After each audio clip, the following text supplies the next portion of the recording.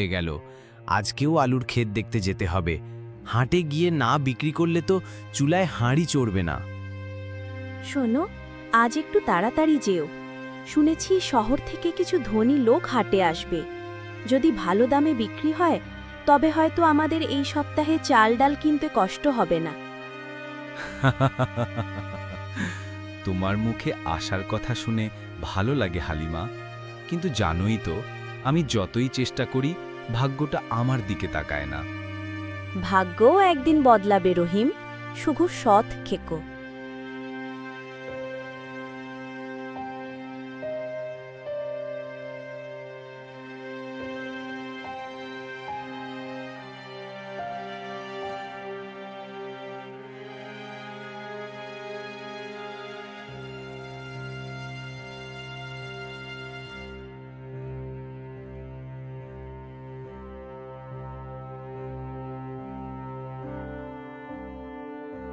আলু, বেগুন, লাউ সবই আজ টাটকা।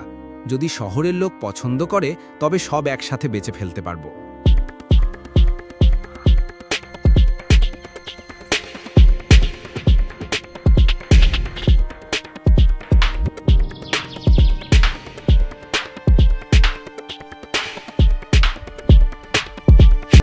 এই রহিম ভাই, শুনছো?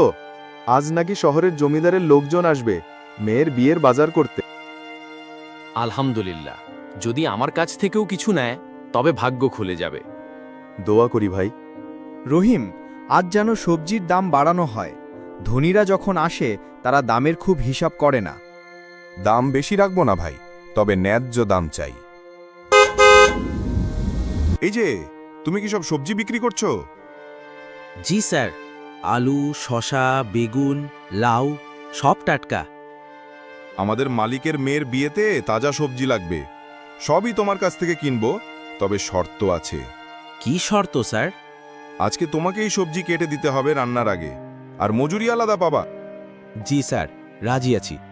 আলু ঝলমলে পরিবেশ, অতিথিদের হাসাহাসি, ঢোল নগারার শব্দ। তুমি রহিম তো, খুব সুন্দর সবজি এনেছো। তোমার হাতের কাজ ভালো লাগছে। ধন্যবাদ স্যার, আমি চেষ্টা করছি। রহিম পরিশ্রম করে, সারাদিন কেটে ফেলে। বাবা, এই লোকটা সারাদিন পরিশ্রম করছে, দেখো একবারও বিশ্রাম নেয়নি। ওকে কিছু দাও।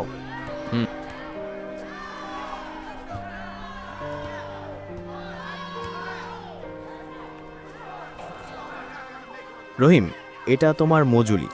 স্যার, এত কষ্ট করে আমি কি করেছি যে এত দিচ্ছেন? তুমি সৎ, পরিশ্রমী, এই গুণের দাম সবসময় বেশি।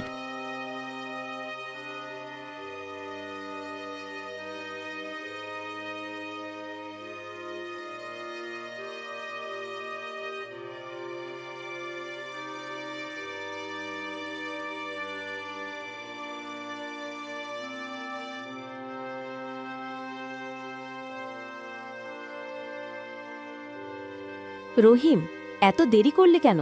আর ব্যাগে কি আছে? ব্যাগ খুলে দেখে ভিতরে টাকা আর সোনা। আমাদের নতুন জীবন হালিমা, আল্লাহ আজ আমাদের শুনে নিয়েছেন।